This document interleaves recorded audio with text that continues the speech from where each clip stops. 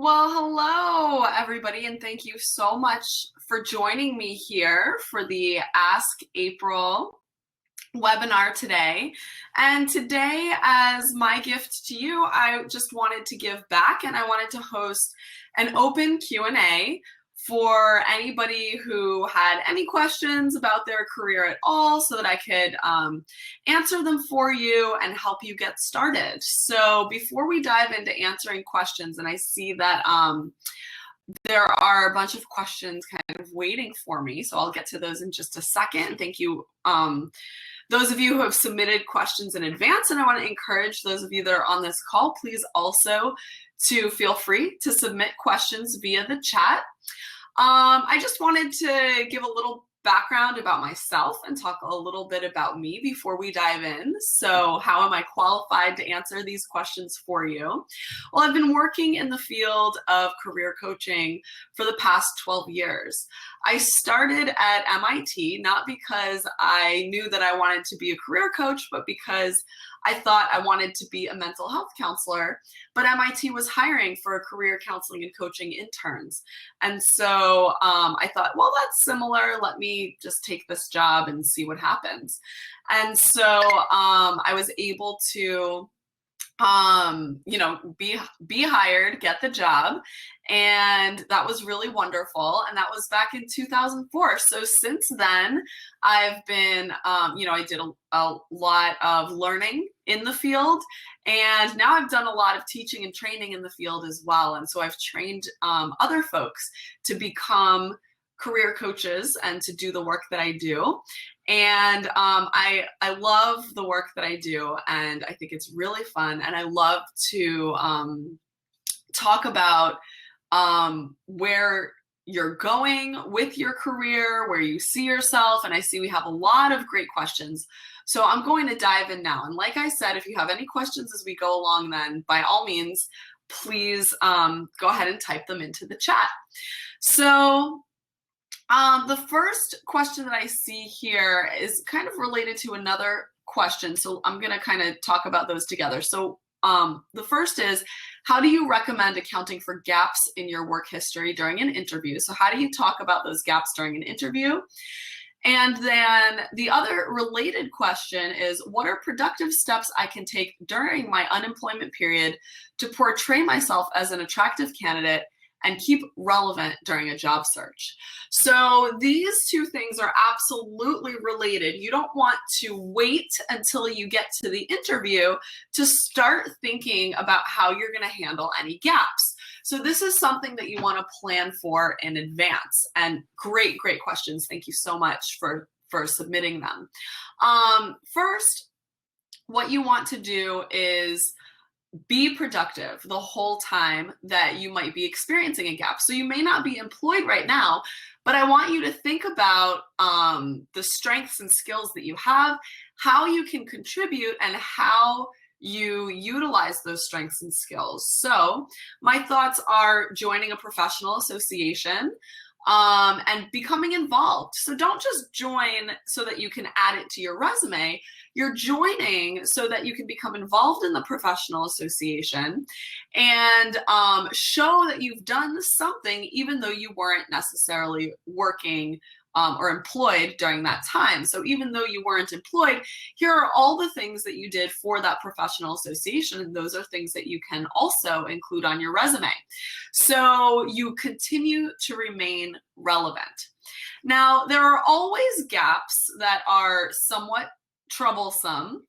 And this is a very individualized question. This is something that I talk to clients about all the time, because most people have experienced gaps at one point or another in their job search. And just, as a thought, if your gap is just like a couple of months because you've been job searching and you've done your best to network, to continue to be involved in your community, with associations and those kinds of things, then it doesn't really look like a gap or an issue or a cause for alarm.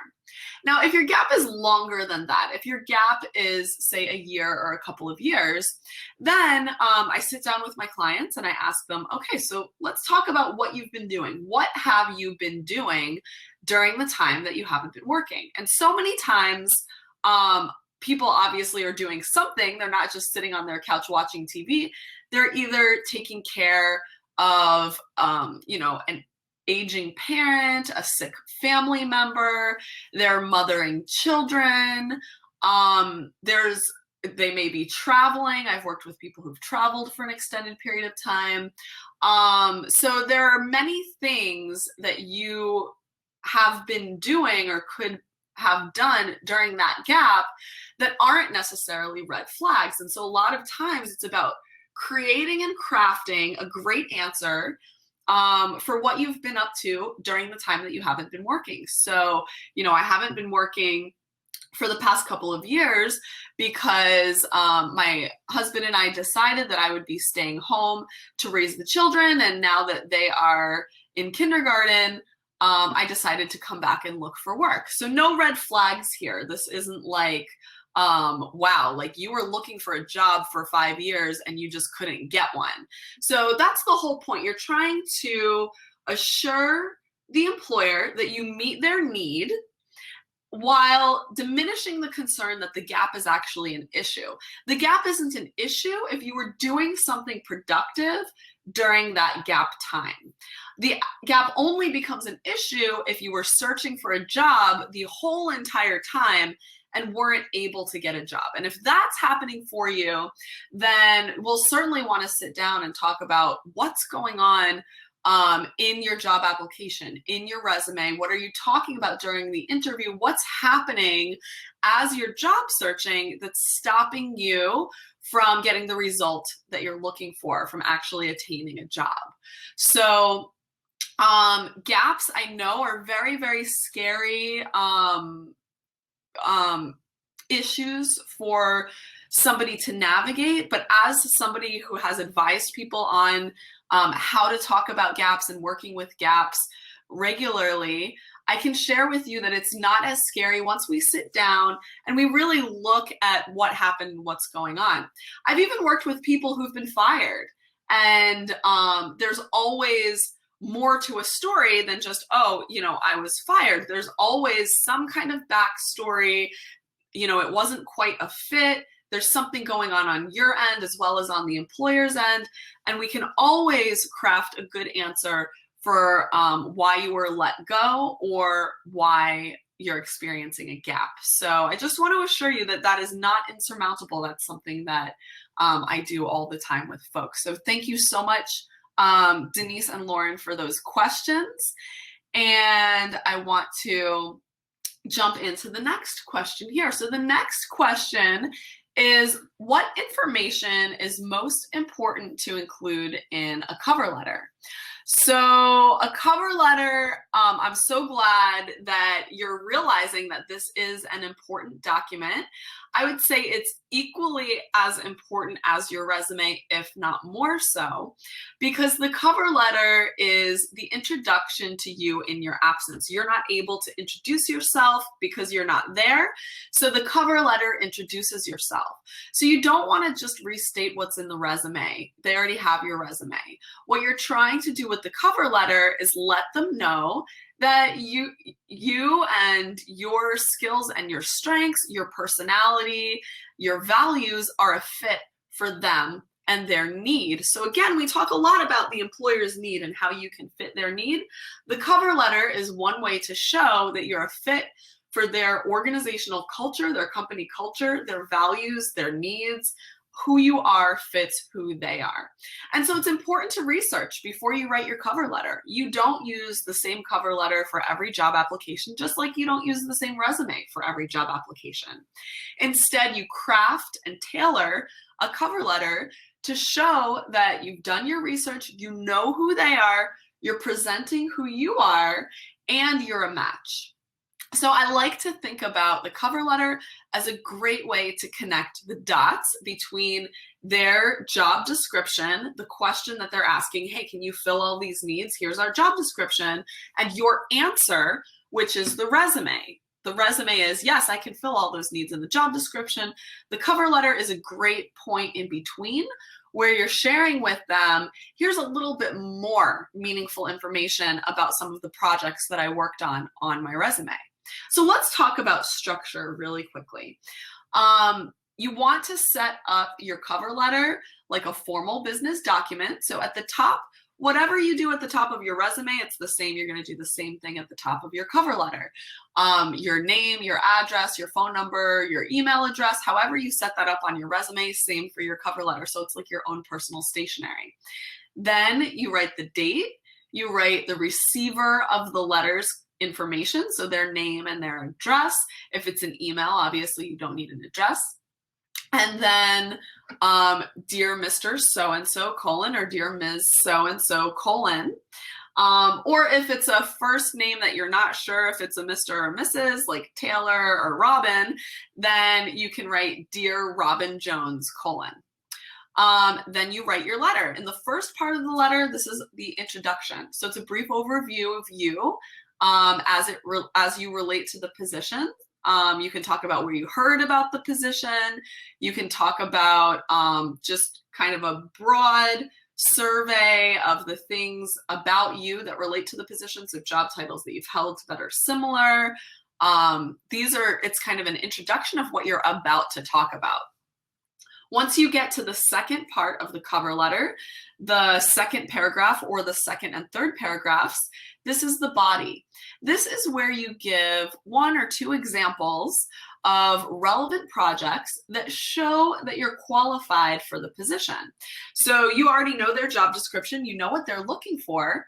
That's your open book test. So the cover letter is your answer. You're pulling out certain projects, one or two projects from your resume that you think they're going to find the most meaningful, the most relevant, and you're going to talk about them in complete sentences. You're going to talk about those projects in detail. You're going to talk about the outcomes of those projects and how they served the employer. The third part of the cover letter is the closing. So this is the thank you. This is where you share that you're really excited about this position. So showing that professional enthusiasm throughout the cover letter is a great idea. And you let them know that you're interested in talking to them further about how you're qualified for the position during an interview. So you're actually asking for the interview rather than just saying, oh, please call me. You're letting them know, I'd love to chat with you more about this during an interview. Then you sign off. So that's the overall structure of a cover letter. Sincerely, comma, leave a few spaces. If it's a handwritten letter or it's a typed up letter, you sign your name and then you have it typed up at the bottom of that. If it's an email, obviously, then you don't need to worry about leaving spaces or signing your name. You'll just sign off as you normally would. That's all structure. When it comes to content, I mentioned fit. And in order for you to show fit, it's really important for you to do your research, like I mentioned. So thinking about the mission statement of the organization is a great place to start. Think about, does the organization talk about their core values? Do they talk about the things that are important to them? So go to their website, do a little bit of research, see what you can learn about what projects they're working on, what their goals are as an organization. And then again, you're going to connect the dots between who they are and who you are. And you're going to share with them, I noticed that you are interested in reaching this goal by this date. Here's how I can help you reach that goal. So you talk about it. Or I noticed your mission is X, Y, and Z. Here's why a mission like this is important to me. So you're letting them know not only are you qualified for the position and can do the work, but you're a fit for the organization. And that is the number one reason why people stay at a job or leave a job. They stay at a job if it's a fit, they leave a job if it doesn't feel like a fit. And so showing them up front that you're a fit is really helpful. So that's the quick and dirty of cover letters. And I hope that answered your question. All right. The next question is, I've been with the same company for many years and was recently let go due to downsizing. I've not job searched in a long time and don't know where to start. Can you give me some suggestions? So this is a big question. So certainly I have some questions for you. So my questions would be, did you like that work? Is that something that, you want to continue to do? Or are you interested in searching for work that would be more in line with who you are and how you'd like to contribute to the world? How you answer that question affects how I would answer your question about how to go about the job search. If you choose the first answer, I really love this work, I want to continue working in the field, I just haven't job searched in a long time and I don't know how, then certainly there are many things that you can do to create and have a successful job search. And one of the things that I'll mention here today is networking. Now, I know networking is a really scary word, but it's a scary word for something that's rather easy, and that's talking to people that you know. So it's not about necessarily reaching out to strangers and saying, hey, I'm looking for a job, will you hire me? But it's more about sharing with family and friends, hey, here's what happened with my last job, and I'll be job searching again soon. I love the work. I'm curious if you know of anything in the field, or if you know of anyone in the field that would be willing to talk to me about kind of getting back in and doing this work again. So letting people know what's going on for you, although scary, and we often feel like, oh my gosh, I was let go. It can be very scary, but remember, you were let go due to downsizing. This wasn't something that you did wrong. You weren't fired for some issue, or you weren't doing your work. Lots of companies downsize in a down economy. It can be very scary whether our jobs are secure, and this kind of thing happens all the time. And so again, this is something that I talk to clients about. We craft a really good answer about why this happened and what was going on at the company at the time. So thinking about those things might help you craft a good answer for these networking meetings, but realizing that it's not your fault that you were let go. And so it's completely okay to talk about that story, what happened, and that you're ready to get back to work and that you love it. So don't take responsibility for what's going on in the company at large.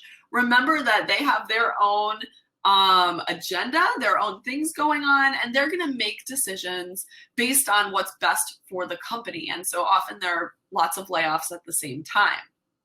Now, going back to my original question, if you chose the second option that I presented, which was, you know what, I didn't really love this job, I was just continuing to work there, and now I don't know how to figure out what I want to do, but I do know that I want it to be something else, then we would start in a completely different place. How could you start with networking if you don't even know what you want? And so before you dive in to the job search and applying and resumes and cover letters and presenting yourself, you have to do some deep thinking, some soul searching, some self-reflection, and look internally and really discover what is it that you've always wanted to do that you never thought you had the opportunity for, that your job maybe was holding you back from trying something new because it was there, it was a paycheck, benefits, retirement's all included, so why rock the boat?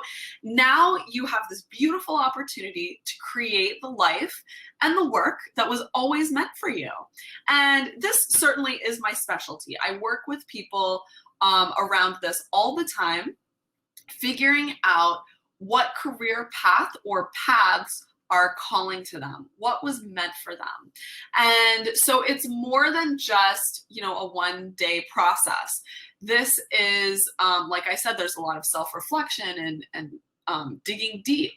And we go over everything from who you are, your values, your personality, your interests, what makes you tick, what your life is like, why you're interested in the things you're interested in. We go over all of these things, and then together we come up with ideas for what you may be interested in pursuing. And I know it seems daunting at the beginning of the process. You're thinking to yourself, looking around, why am I the only one in the whole world who hasn't figured it out yet? But I work with people like this all the time. And so I see the light at the end of the tunnel for you before you even do. So with my clients, I tend to share that with them, that, they're telling me their story and they're really worried. Is this going to work for me? And certainly if I think that it's a good match for them, I'll share with them that, they just haven't seen the success yet, but I have. And so, I know it's possible. So if you're somebody who has lost your job due to downsizing, but you haven't job searched and you really don't even know where to begin in terms of what jobs you might be interested in, then we would start all the way at the beginning with, what's out there for you. I think that a lot of times clients that I work with struggle with the idea that they are able to do something else than they've done before. And I think that this can be really, really scary for people. They try, to do the best job that they can at their current job because that's what they're already being paid for. And then when they leave that job, their next thought is, what else can I be paid for? What will people pay me for? And I think that that is actually looking at the process backwards. Asking yourself, what will I be paid for, only forces you to do other work that may not be in your zone of genius or in your specialty area. Instead, you're looking at what the need is. So I would encourage you to look at the process a little bit differently, to turn it around and to say, what is my area of genius? What's my zone of genius? What are my special gifts? What can I contribute? And then starting there and building an idea of the type of work that you would like to contribute, and then looking for what's out there that suits that, or creating that, making it happen. So there's lots of ways to approach this question. It's a great question. And there's multiple places to start depending on where you are. So I would encourage you, if you are concerned or confused about this type of thing, please go ahead and sign up with a Career Harmony call with me, and we can chat about where you are in your career right now and where you'd like to go. So great question. Thank you. Okay, so another job search question. So apart from looking for positions online, what is a good way to find new career opportunities? So for somebody who's job searching, of course, starting online seems to be the first place. I would say that it doesn't hurt to look online, but it's important to remember that if we're thinking about the job search like an iceberg, that the tip of the iceberg, what we see above the water, is only 20% of the jobs. The rest of the iceberg, everything that is underneath the water, that's where 80% of the jobs are. So what do I mean? 20% of the jobs, what you see posted online, that's such a small amount. That's the tip of the iceberg. There are so many jobs that never make it online, or by the time they make it online, they already know who they want to hire. So it's kind of a, we're posting this because we have to, because HR says we have to, but we're going to hire internally, but we already found somebody that we like and we're going to hire them in. So the point is, how do you get to be the person that somebody likes, that somebody wants to hire before the job even gets posted? And so there are multiple ways to get your name out there and get yourself out there for jobs. And I'll just touch on a couple of those. So I had mentioned networking earlier, talking to family and friends, letting them know what field you might be interested in. And again, this is further in the process. So if you don't know, then you want to start off in the beginning with all of that self-reflection, with digging deep and figuring out what you want to do. And that's something certainly that I can help you with. So we're back to the job search. You're ready to let people know about the field you're interested in. So networking is one way. Volunteering is another way.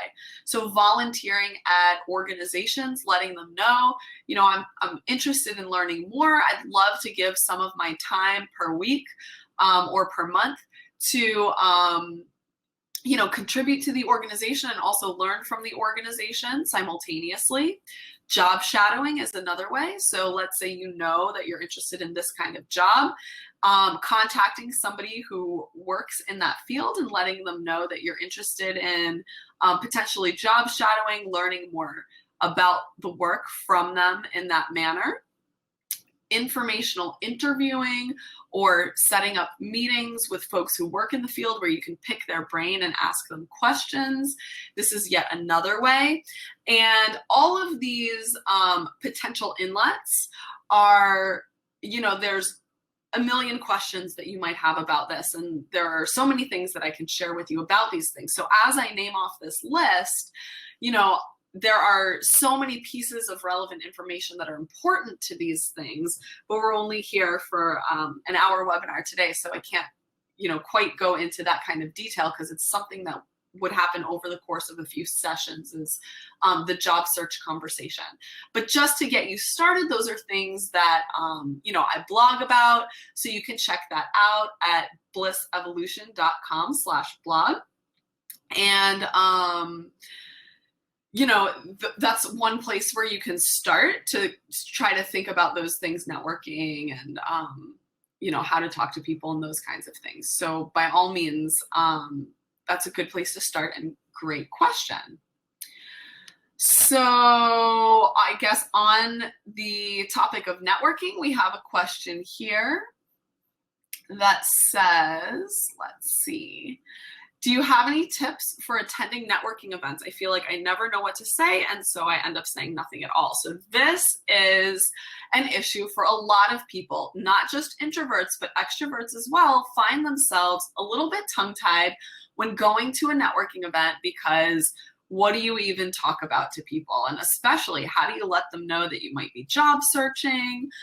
If you are job searching, or maybe you're not job searching, maybe you're just working at an organization, but you don't know anybody at this event and you're not sure how to start a conversation.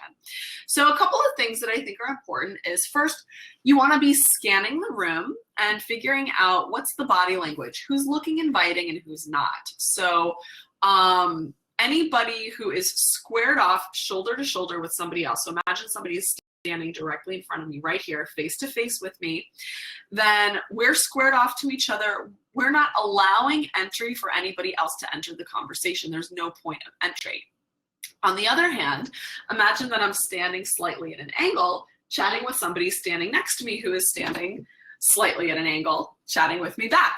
So we're standing like this. There is a whole area around us where people could potentially enter the conversation. So you can slide up next to somebody and you can kind of listen into the conversation, smile, look at both people, and then they're going to welcome you into the conversation. So if they're standing like that, then they don't even realize necessarily that they're inviting others to join the conversation. But what they're saying is, this isn't a conversation that is closed to just us. This is a conversation that's open to multiple people joining in as well. So they're going to be willing to allow you to join that conversation. And who knows, they're probably thinking the same thing as you, oh, I happen to know this one person, but how do I talk to anybody else or whatever?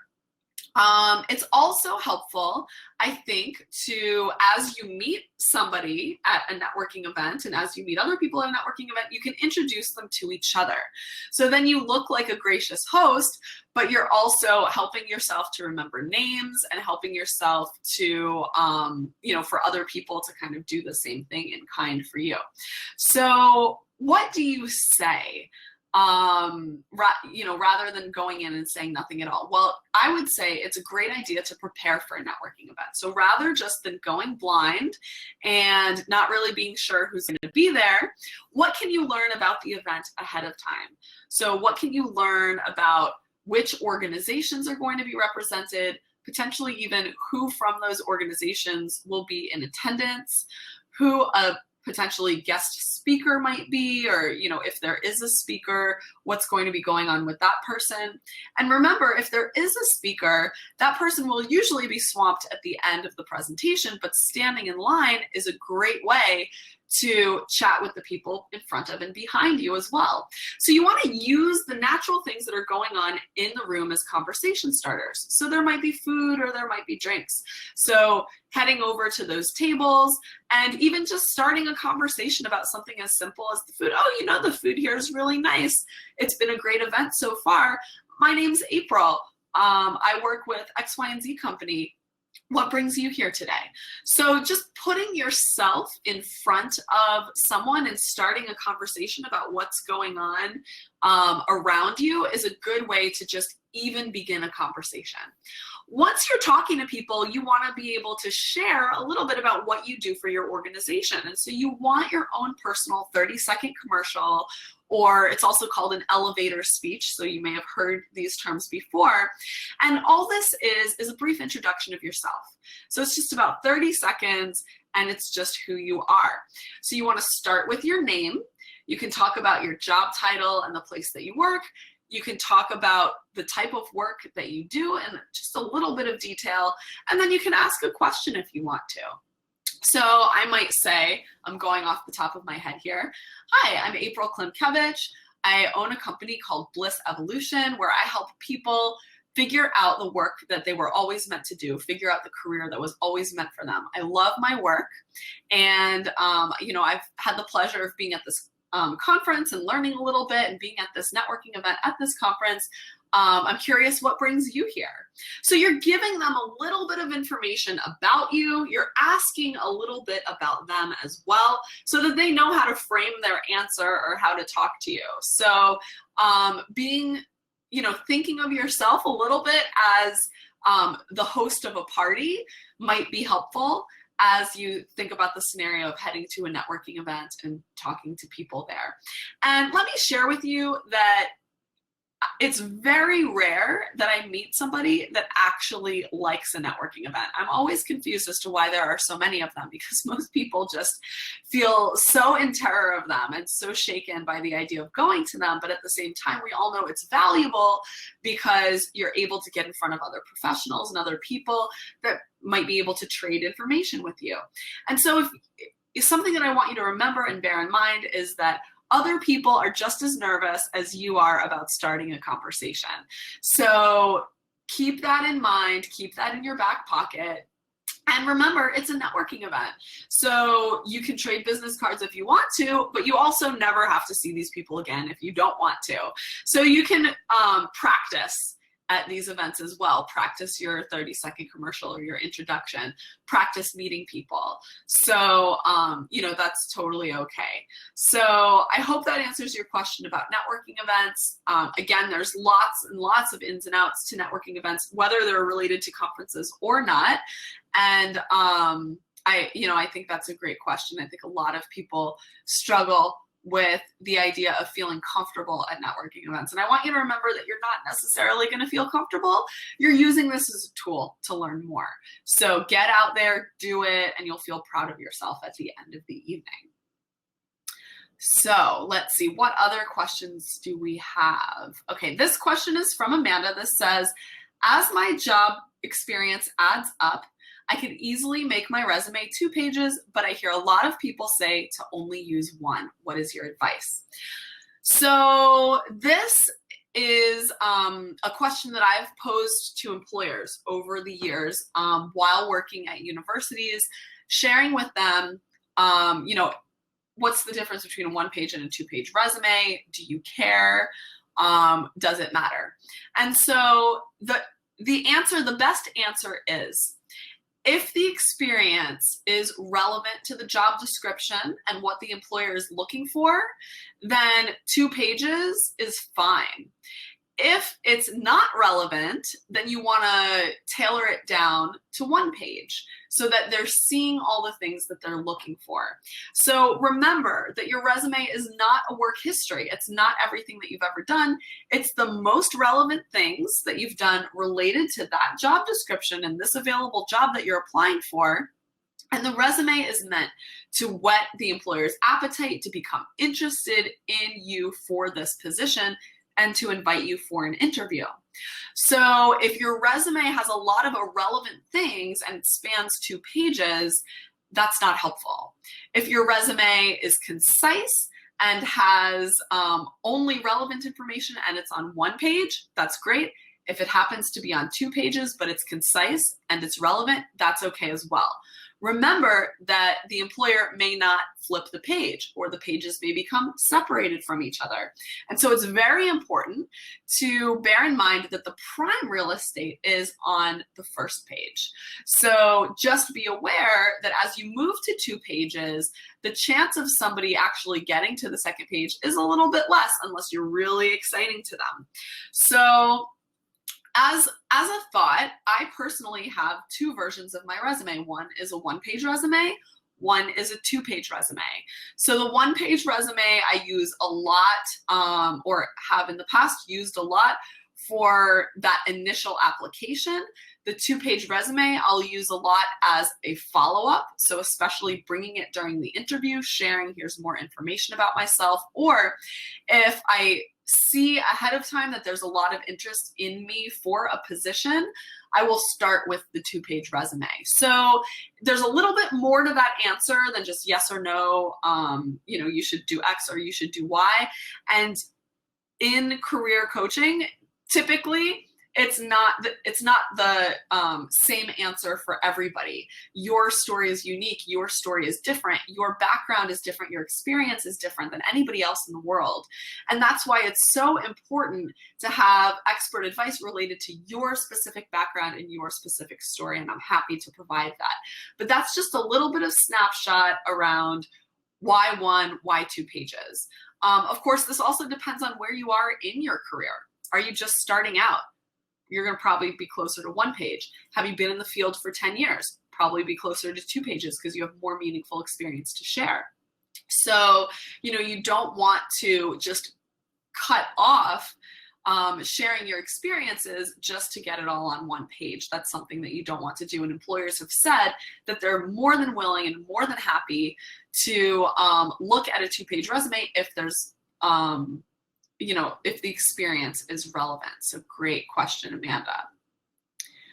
All right, so where are we here? And we have a few more questions, and then I'll talk to you a little bit about what I can offer and how I can help you in a little bit more detail. So great question here. So hi, I was wondering how I could improve on my interviewing skills. So interviewing, I think, is just a really important piece of the application process, because you're presenting yourself for this job that potentially you really, really want. And so you're going into the interview for the most part a little bit nervous. We all do. And so how do you take those nerves away? Prepare, prepare, prepare. So how I instruct people to prepare for an interview, obviously I'm happy to work with people around interviewing and mock interviewing. So practicing what an interview would feel like, going over common questions and how to answer those questions in the best way based on your story and who you are. So getting that stuff down is super key. So learning how to interview, how to answer questions, and then studying as if you're studying for a test.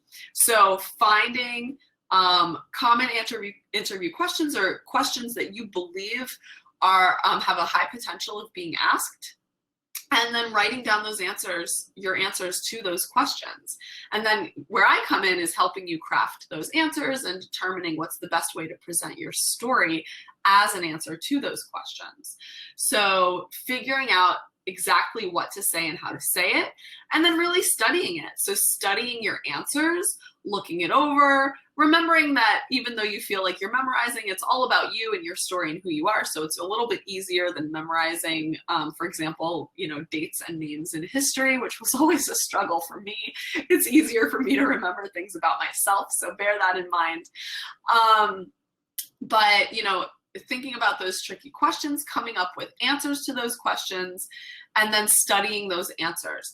Then practicing those questions out loud. So even maybe just reading them out loud, asking a friend or a family member to sit down with you so that they can ask you a question, you can provide them with an answer. So that can be really useful as well and helpful. So I would recommend sitting down with somebody and turning your paper over and trying to do your best to share what you had come up with and what you had, written down earlier. And is it flowing the way that you want it to flow? Does it sound like you're comfortable, or does it sound like you're reading something, or does it sound like you're trying to remember something? And so those things are really important in terms of preparing for an interview, is to act like it's a big exam and put in a lot of prep time to study ahead of time for it. Don't forget the follow-up. Don't forget a thank you note.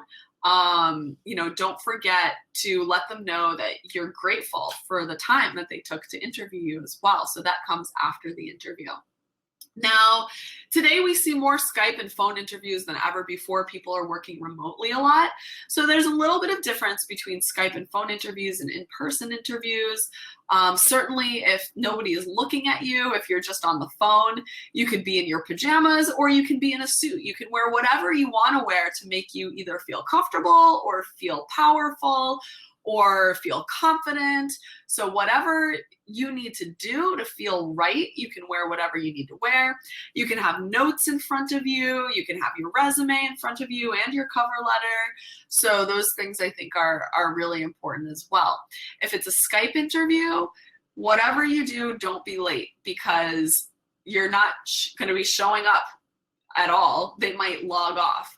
So it's important for you to be aware of timing, be aware of technology and those kinds of issues, which, certainly can derail the whole interview process. So just a few things to bear in mind about interviewing.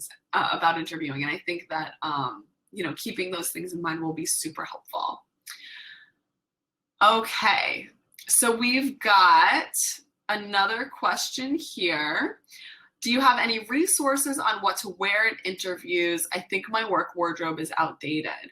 So yes, so this can be a really difficult thing to decide about what to wear. A lot of this depends on the type of job you're applying for and the field that you're in. So if you are somebody who is going into the field of finance or accounting, or you work in the field of finance or accounting, then these are pretty traditional professions, and I would recommend a full suit. I think also location matters, so we could talk about location as well. But first, let's talk about type of employment opportunities. So, that's really important. Depending on if, let's say you're applying for marketing or something, you have a little bit more leeway with the type of clothes that you might wear, with being able to express your personality a little bit more, because remember, marketing is a really kind of like thoughtful, creative, and outside the box kind of profession. And so it's okay to express your personality just a little bit with certain accessories or that kind of thing. You want to think about, what do people wear there regularly every day, and go a little bit more dressed up than that. So, for example, I'm thinking the tech field. And when I worked at MIT, certainly employers came to interview all the time in polos and khakis and t-shirts and jeans and all kinds of things. And so it's important that you as an interviewee isn't necessarily as lax as the interviewers, but at the same time that you look like you fit in. So if you know you're going to be interviewing at a company where the dress code is, a t-shirt and jeans, then coming in a suit, you're just going to feel out of place, you're going to look out of place, and it's not going to feel like a fit on their part or on your part. And so being aware of what happens, what that organizational or company culture is like ahead of time is really important. I'd say in terms of location, I live in South Florida. Things here can be very different than New York, than London, in terms of what flies for business attire. When I worked in Boston, everything was gray and black. Everything was buttoned up. It was also very cold, so we saw lots of suits. Down here in South Florida, it's super hot. It's you know, a very relaxed environment, again, depending on the profession. So sometimes things are totally acceptable down here, like for example, peep toe shoes and sandals, whereas in New York, you would never see something like that. And so being aware of where you're applying and the location is also really important. In terms of getting your wardrobe up to speed or your wardrobe feeling right, then I think that there are a few things you can do to make sure that you are presenting yourself the best. So I would say that, you know, having one suit and, you know, a modest suit like a dark gray or a black or a dark navy, that's a good place to start. And then you can add or take away pieces from that. So let's say you're going with black. Let's say you've got pants and a jacket that are classic looking so that you don't have to worry about them going into and out of style every few years.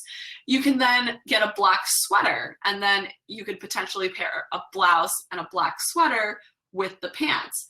You could potentially get a skirt where the tone, texture, and color of the black of the skirt matches that of the jacket as well. So you kind of have a few things that you can flip-flop and switch out that will make you feel presentable and make you feel dressed up.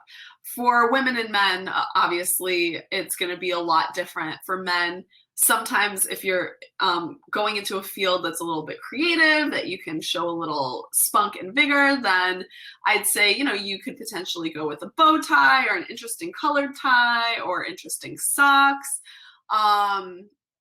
So, you know, there are different things that you can think about as you're thinking about, you know, what should I wear? And how do I dress for an interview and how do I present myself? If you're thinking, gosh, you know, these things are outdated, then as you pick up clothes for interviews in the future, I want you to think going as classic as possible. So, you know, just button down, long sleeve shirts for, you know, underneath jackets or underneath sweaters or even just on their own. Things that are not going to go in and out of style, things that aren't going to change with the season. Those things I think are the things that are going to serve you best when you're talking about interview wardrobes. So really, really good questions. I want to thank you so much for joining me today. I want to thank you so much for, you know, for these great questions. I know that anytime somebody has a question, other people can benefit from hearing the answer to that question.